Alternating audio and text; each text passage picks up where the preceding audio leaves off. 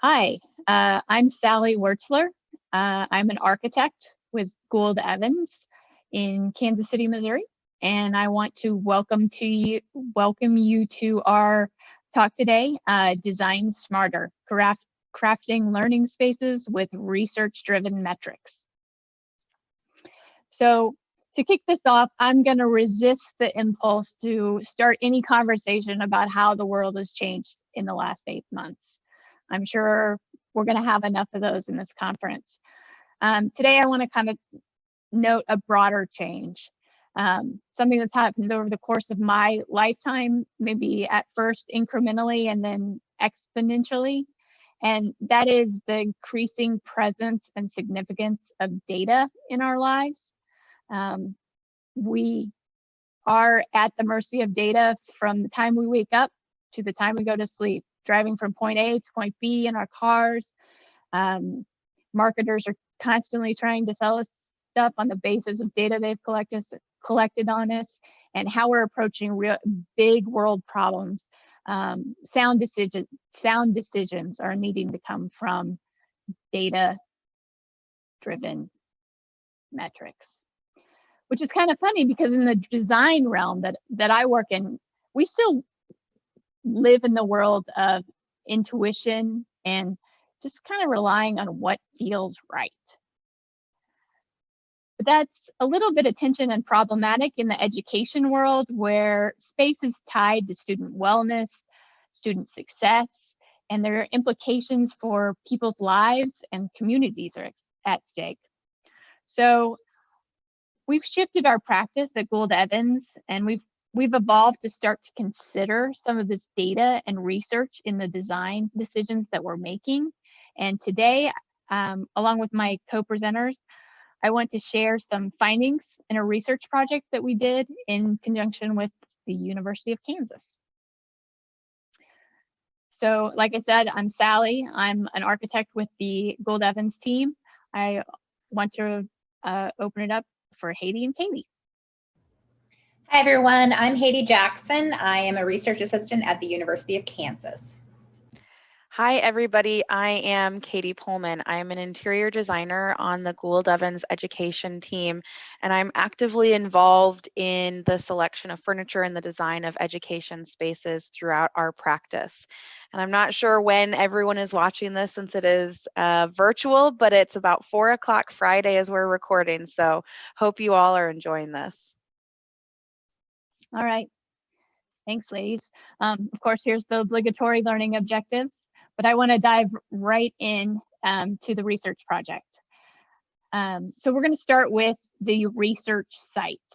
And just for a really high-level background, in its essence, this research project involved the makeover of 5 learning spaces from more of a traditional classroom setting to more of a flexible learning environment, and then the subsequent evaluation of these changes and how they were supporting new ways of teaching and learning. And so the design interventions, like Katie said, her expertise is furniture. The design interventions here were largely driven by the introduction of the flexible furniture in conjunction with a partnership with an educational furniture manufacturer. So we had 5 sites ranging from kind of a experimental STEAM-based classroom in a working design firm to a public university Department of Ed classroom. So we'll float through each of the 5 sites, and the way this presentation is set up, you'll see a before picture and then the after intention with the flexible furniture. So this first site, this is the one that's set up in the workplace setting. It's an alternative education space, 3rd grade to 8th grade.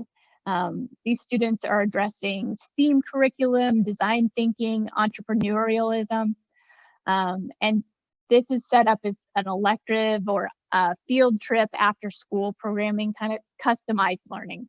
So you see here, this is a kind of ad hoc version of the learning space using kind of the leftover furniture from the design firm, and they're using it in a very creative way, but it shifted to a new space when the design firm actually moved their space. They got a whole new space with this flexible furniture. Site B is an urban charter school, and the site of intervention was a third grade classroom and adjacent corridor. Some interesting stats on this site: 100% free and reduced lunch, and 98% trauma-sensitive learners. Also, 42% of the staff have a master's degree, so kind of some interesting demographics there. So this is the before picture. You know, there were some desks and rows. There was a little bit of soft seating, a little bit of differentiation, but this is the adapted classroom. And then this is the adjacent hallway space for breakout.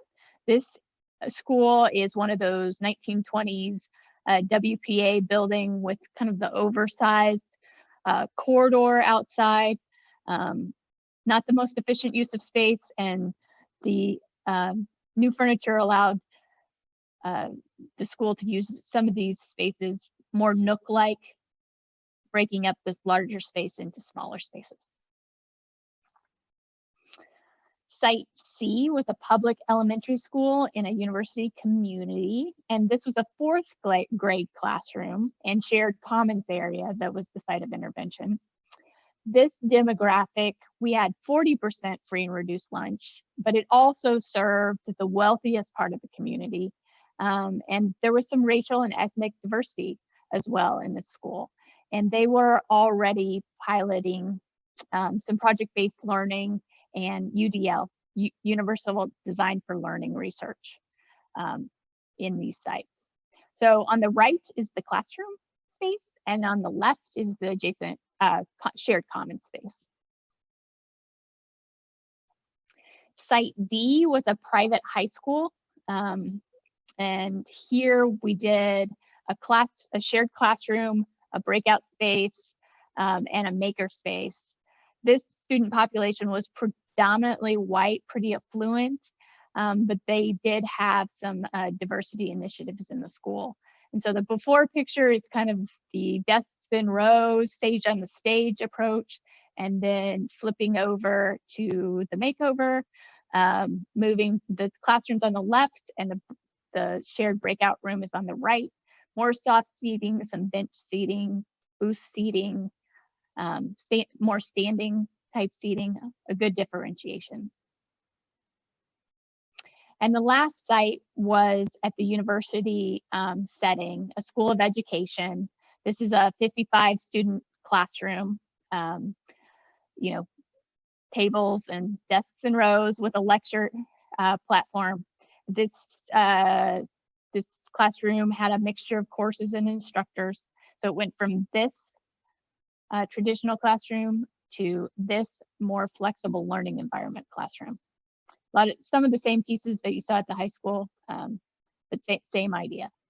So that's an introduction to the players, the platforms, and the sites. And I'm going to turn it over to Haiti, and she's going to discuss the approach. Thank you, Sally. In this study, what we decided to do was to conduct an exploratory study, meaning to begin with, the furniture was installed at the 5 sites, and we created interview questions and actually met with the teachers to kind of ascertain what were they seeing in the environment? How did it, affect their pedagogy? What were they seeing the students do in the environment? How was it affecting their behaviors, their dispositions, etc.? So to start with, we took the interview data, we coded it, we extracted some themes to look at. Now, in general, we focused on these 4 themes to look at as far as getting into the particulars of how students were going to be perceiving the environment. And part of the reason for that is because we were interested in exploring student perception from an instructional design perspective. mainly because the Universal Design for Learning framework really stresses the importance of student perception in the environment. So that's kind of our reasoning for why we chose to look in particular at students' perception of the environment and then develop a study to assess how the students were thinking about it. So the teachers talked about student engagement and the change that they saw in the environment, as well as how students were interacting in the environment in different creative ways, moving the furniture around, etc., as well as what they were seeing as far as students exhibiting a sense of belonging and a sense of ownership in the environment. Based on those 4 key themes, as far as it goes with looking at the students, like what was happening with the students, we then designed our study to create a survey to administer to the students to ask them questions on those 4 themes. But it is important to recognize that within this overall study, there were many, many themes going on. For example, in the background, the ergonomics related to the furniture design kind of played into student wellness. Also, there was a sense that the teachers reported a sense of equity occurring in the classroom as students had to learn to navigate and share the space. This facilitated collaboration among the students, which helps to develop those soft skills, those 21st century skills that enable students to become future ready. And it also played into classroom management. Teachers were reporting that they had to consider how to develop new strategies and to incorporate self-regulation into how they were managing the classroom. So to back up a second, when we were looking at those 4 metrics and designing the study to survey the students, we basically asked them questions on a 5-point Likert scale. So we asked them, do you agree? Do you disagree? Like, how strongly do you agree or disagree with these statements? And based on how the students answered those questions, then we kind of graphed that data and analyzed it. So in particular, looking at the engagement metric. Engagement is defined as the students' psychological investment in and effort directed toward learning, understanding, or mastering the knowledge, skills, or crafts that academic work is intended to promote. So really, from a universal design for learning perspective or an instructional design perspective, we're looking at, how are students engaged in the environment as far as their interest, their attention, their focus, and kind of what they're doing to be productive and engaging in learning content.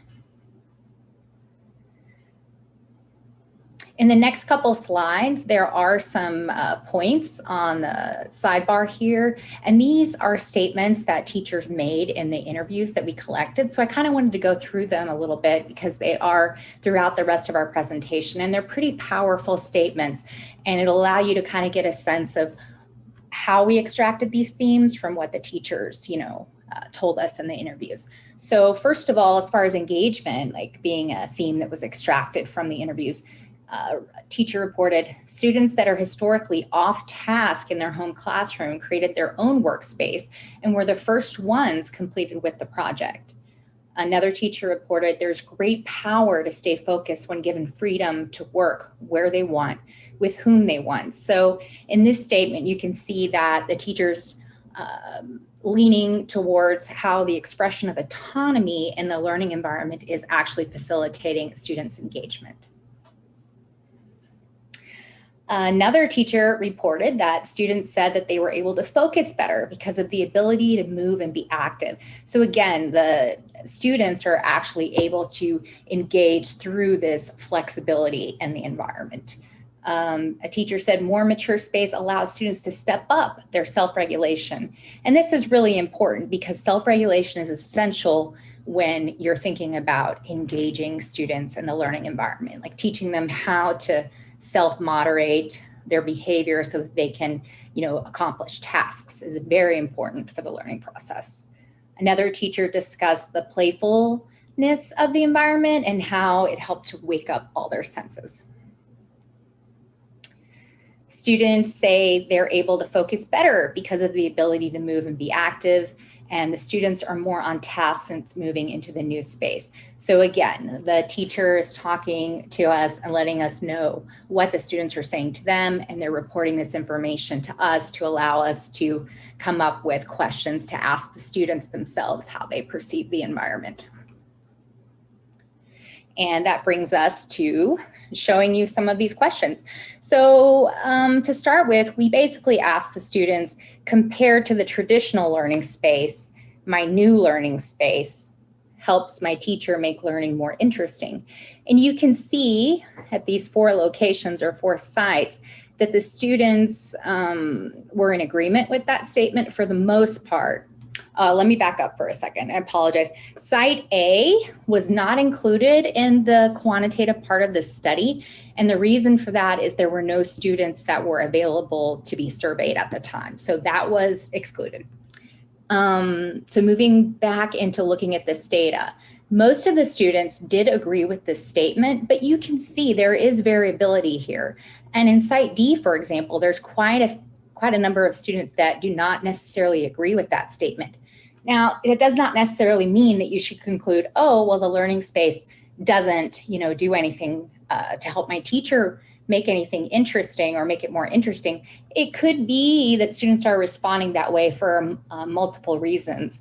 And it would be important for us in future research efforts to conduct focus studies to ask the particular questions to kind of get at why the students are saying that. Maybe they think that their teacher makes things interesting regardless of the space they're in. Like, we really don't know kind of how they were thinking about that question. So that is something to consider when looking at this data. The next question, again, comparing to the traditional space to the new space, I feel comfortable participating in class. And you can see that most students are agreeing with that statement. Then again, there is variability in how students are responding to that. And, you can't conclude that students necessarily don't feel comfortable in the environment. It could be for multiple reasons. Maybe they're just comfortable in school in general. Maybe they're used to the kind of learning activities that are going on. So we would really need to do further research to ask the students in more detail kind of why they're responding that way. And we just asked the students, I feel engaged in learning. And again, when we look at these sites and these data points, you could see that on the lower end, like BC are the elementary students, and then site D and E are the secondary and higher ed students. And you can see that these students, are kind of more equalized in how they're answering that question.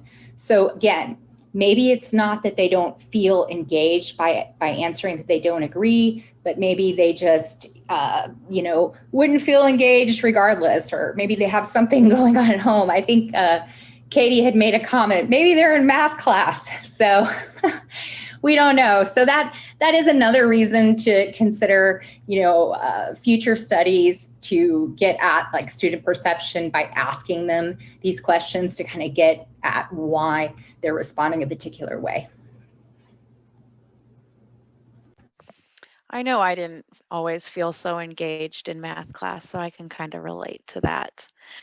So one of the other key metrics was creativity. And when we think about creativity, it's really necessary in so much of what we do, even if we're not growing up and becoming designers or artists. Creativity helps us create or to solve complex problems,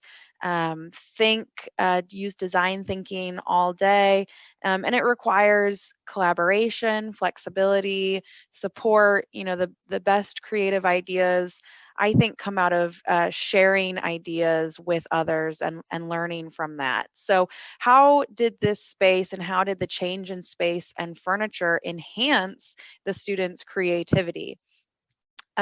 I really love this story. This kid pictured here was labeled as a troublemaker in his home classroom. And he came to this experimental STEAM studio, and the first thing that they asked them to do is to create their own space. And so they're not just coming in and sitting down and then being asked to do a creative task.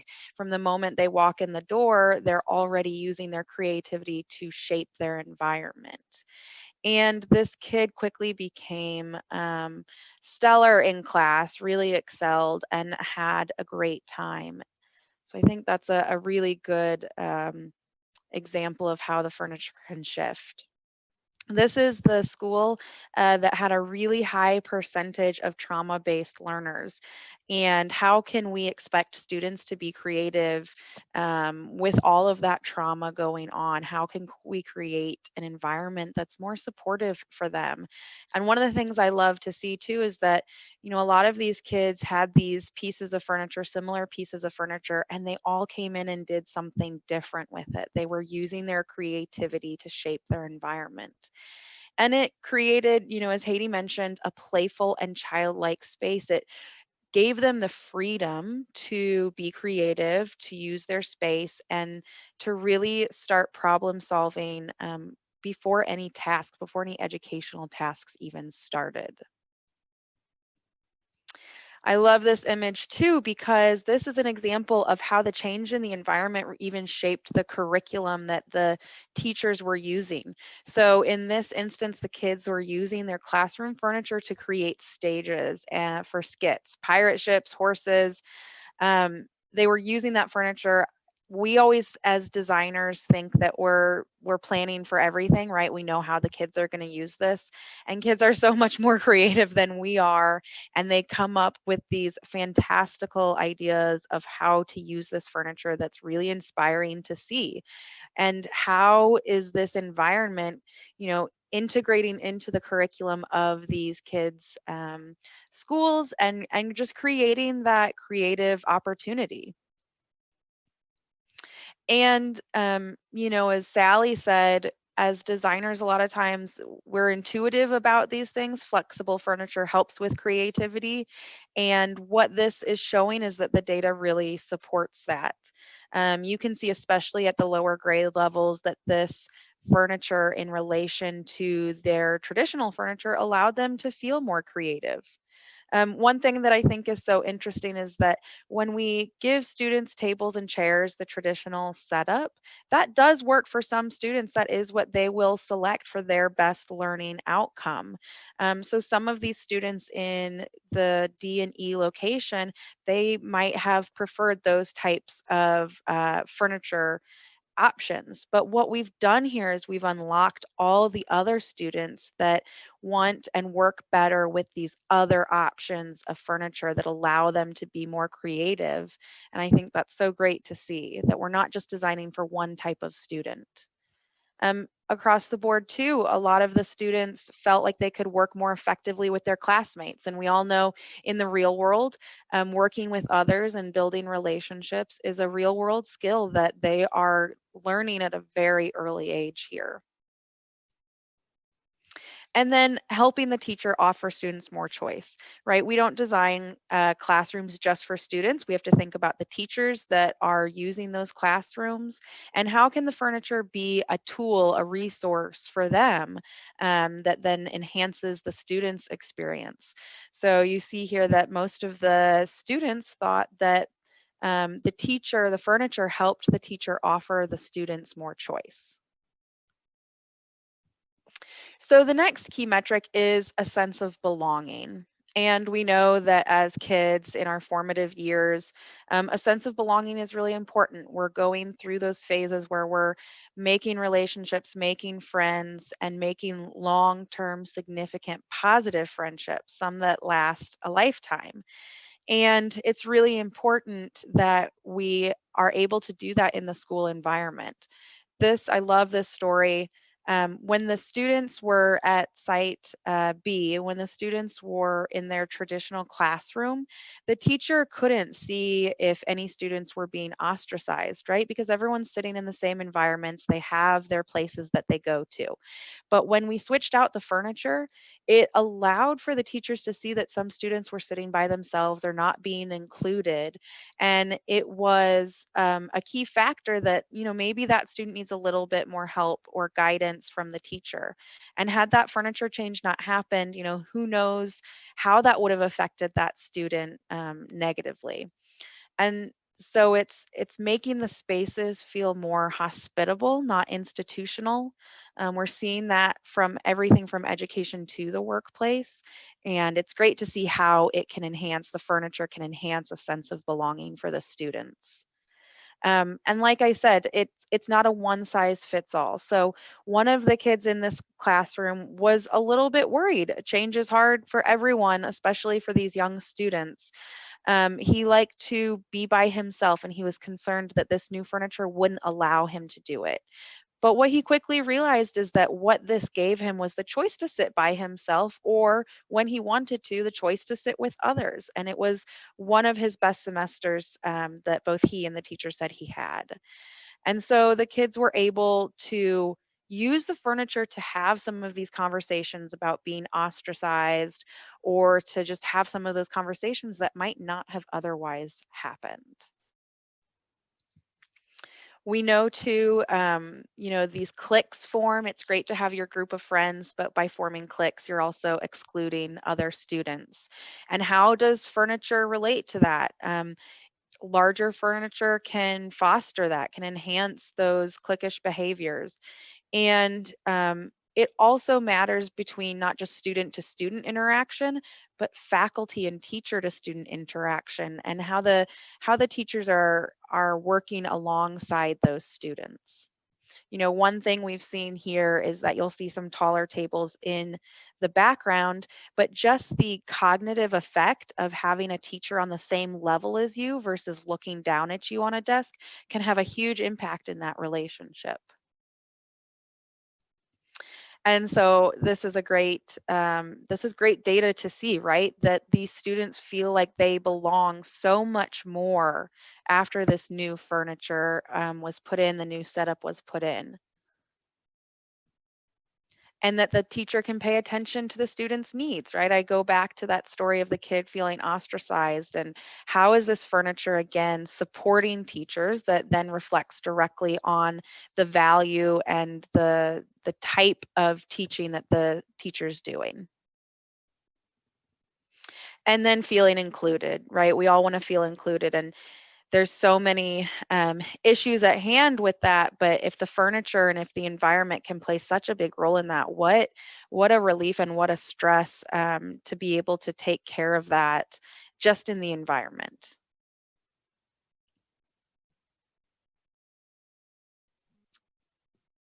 All right, and I'm going to cover the last metric, which is sense of ownership. So defining ownership, what are we talking about here? We're talking about students' agency in the space, their feeling of safety in the space, and feeling supported in their work. And so this experience includes both control over their environment and their learning experiences, and support within both of those things. So in terms of ownership, I think site A, we saw a lot of anecdotal evidence that was happening in that site. Katie mentioned that this is the site where the kids, when the first thing they do when they show up is they create their own space. So one of the students said, or one of the teachers said, stackability of the furniture is really valuable. It's like an unopened box of Legos. And it really promotes the students in building their own space, which is really great. Another part of this experience, I think, that goes to ownership is this space is in the basement of the design firm, and on the top floor is the design studio. So before they even get started on their project downstairs, they walk by all the quote unquote adults and professionals up above, seeing how they're looking at their space and how they're working, and they come down and do the same thing. So it really makes them feel like adult learners or more grown-up learners. Site B, the respondents talked a lot about self-regulation and the students respecting the space, which is a real key in feeling ownership in your space. If you respect it, you're going to have more ownership. Another interesting response was that third quote, "It's a balance to find a professional relationship with each student when the setting is so relaxed and needs need to be tailored to each student." So that's the response from the teacher, kind of realizing that this is a new animal, but in seeing that, there's an opportunity to have more personalized learning. These kids, they got moving lessons before they started in on their exercise with this furniture. And then they took those lessons and they created the spaces you see here, whether it be the double reading lounge or the ad hoc desk, writing desk. You can see that these students had ownership in what they were going to create. They made the best space for what they were doing at the time. Site D was kind of interesting because it was a double paradigm shift. They were working with this new furniture, and then they were also doing a flex learning hour. So they were finding a way to manage themselves in a new environment, as well as being given more autonomy with their work themselves. So it was kind of a double exercise in ownership, and at the same time maintaining the rigor of their studies with that newfound freedom. And then the last site, this is maybe a site where the students weren't as comfortable, and maybe the sense of ownership wasn't as strong.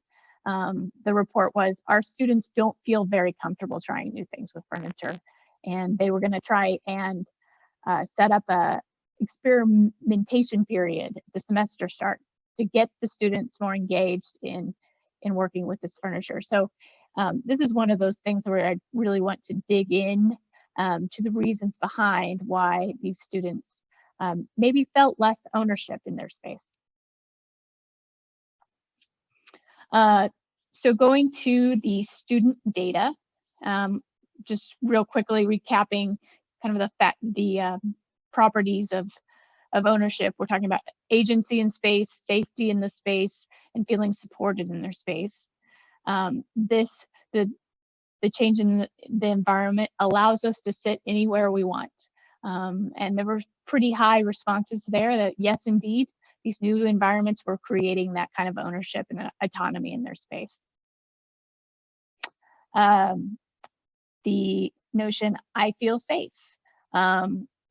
Again, a fairly positive agreement with this statement, especially at site B. That was 100% of respondents.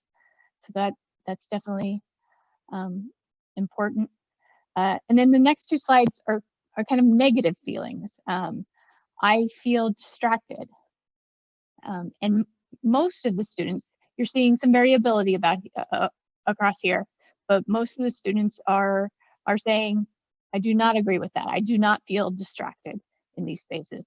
But again, like I said, variability. Would like to dig into, that site E is almost 50-50. Why is that? That might be something that begs further study. And lastly, I feel tense. This one, majority of the students are saying, I don't agree with this. I don't feel tense in this space. But interestingly here, if you look at the data, it's about equal through all the sites. So that might be something else to dig into as well. All right, so that concludes the key metrics. I'd like to dive in just for a second on the secondary metrics that Haiti mentioned that were kind of happening in the background of all these key metrics. And the one metric I'd like to focus on for the purpose of this discussion is the classroom management one. And I think there's a couple reasons for that. I think as designers, we want to believe that the flexible learning environments that we create are just like first day ready. They're going to be so awesome that it's going to make up for any challenges that teachers have in flexing to teach in this new way. So there's a recognition here in some of the data that we're looking at and some of the responses that we got, that flexible learning environments can really take more energy for teachers. And that comes through in some of the interviews. But at the same time, these environments also give the teachers a newfound freedom and discovery about new ways that they can teach, and have a better approach for a wider variety of students. So there's definitely a flexibility and growth mindset involved in transitioning to a flexible learning environment. So like I mentioned, it's kind of a give and take with this. The STEAM experimental classroom, a lot of positive feedback towards the movement towards the flexible learning environment. Easier to transition, encourages best behavior, and this new furniture offers more flow so the teacher can move between students easier and help them along with their projects. The site B, I think the quote at the top there reflects the tension that I was talking about. The teacher said, "This class helps me be the best version of myself, and I need to be more comfortable with the fluid teaching." So there's a recognition that, yeah, I'm leveling up my teaching. This is helping me and my students, but it's also I need to be more comfortable with this yet. This classroom, again, there's that tension. The first anecdote, students couldn't always sit with their friends. They had more arguments from being around each other too much, and they talked too much. And then on the other side of that, the students came up with their own rules for the seating areas. These rules have addressed kids who have felt ostracized. I think Katie brought that up in a prior example. Each day they start the day in a different place. This is not your spot for the day, just your spot for the subject. So these kids are having more interaction with each other, and you're seeing both kind of the good and the bad.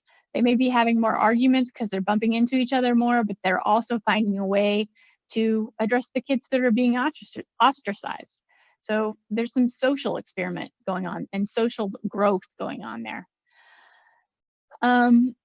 At site D, this is where the teacher was expressing his or her, I'm not sure which, role as a designer in the environment, saying, I try to construct an environment in the class that promotes positive interaction. I can affect the student interaction by designing the room configuration. So that's a recognition that space does in fact have an impact on how students learn, and the teacher is being able to modulate that by the way they set up the furniture in the room, and therefore have a better grasp on the classroom management. And then lastly, this is kind of a fun one. So if you remember from some of the prior metrics, this was the classroom that maybe the students were having a hard time seeing themselves in the new flexible learning environment. But the teacher response was, when I came in, I said, wow, I'm gonna need a new wardrobe to teach in this space. I need more activewear. And I think this picture really speaks a million words in how engaged these students are. And I think the teachers' enthusiasm for working in this space is reflected in the picture. So that's just a quick walkthrough of what we found in the research. And we want to take the opportunity now for each of us to reflect on what this means for us in our various roles. So I want to open up the floor now for that discussion. So, I mean, that is a ton of data. So everyone that is watching this at home, maybe take a deep breath now that you've taken all of that information in, and you might be saying, okay, so what? How does this translate? And while Sally is avoiding the COVID talk, I would like to give an example of how this approach to furniture and to design of the classroom really does allow for anything. So after we did this research, after we had this data, we constantly have ongoing projects. I worked with a client and a school to help design their furniture. And even before we gave this new space to the kids with the new furniture, we actually involved them in the selection. So they even got to choose, what furniture options do I want to have in my classroom? And so we involved the kids, even a sense of ownership from that standpoint, right? Of involving the kids and the teachers in terms of picking their furniture. And once the furniture arrived, COVID had hit, right? So change has happened where you thought we had a classroom where you could once fit 25. Now, really, you don't want to put more than 10 to 12 students in there. And we designed the furniture in such a way, based off of this research, that the kids could hack the space, right? And so when they came back to school from during the time of COVID, the teachers and the kids had a sense of ownership to just take apart everything that we had put there and rework it for what made sense for them. And we have seen the furniture in that school change from lesson to lesson, depending on how the teacher is formatting that class structure, depending on what students are in that lesson plan. And what I think it shows so much is the power of taking that education and that data and research and pairing it with design to have that comprehensive approach to this education pedagogy. Thank you, Katie. That I can piggyback right off of that. So I guess as a researcher perspective, I appreciate everything that you said, and that's really the key takeaways that I have gained from this study is how integrated instructional design is with space design. That choice-enabled environmental designs, like via this furniture, can help students to have options in the environment and enable them and empower them to have autonomy. It creates flexibility, allows us to address the diverse learning needs of students.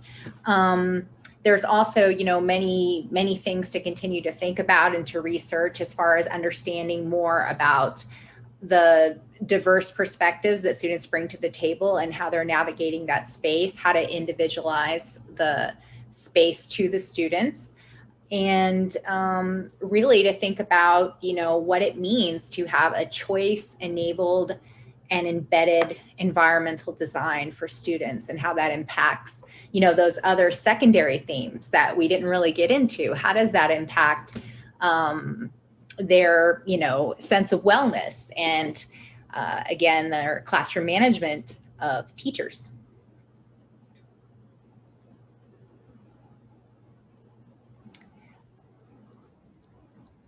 I think that those are all really, really great points. And, what I took from some of this was kind of in the last part of the presentation, thinking about not only the student autonomy, but then the teacher autonomy that starts to happen on top of that. So, teachers are now part of this design project, which it, runs the continuum from that research through our design activity. Then they continue to design as the space is used. And then maybe we come back in with the post-occupancy research, and then it helps build on each other.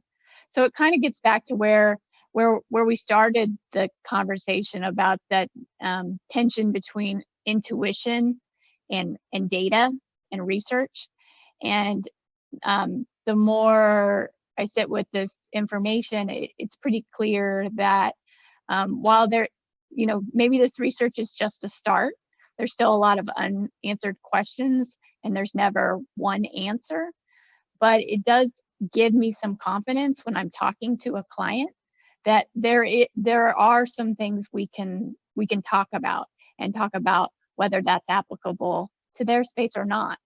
And that gives me a little more confidence. And I start to stop myself as a designer, and there's a little pollination going on there.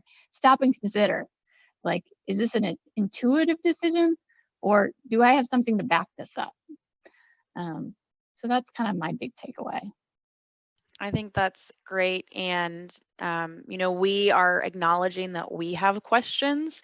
And I think it's really, one of the biggest downfalls of COVID is that we can't be there in person to answer your questions.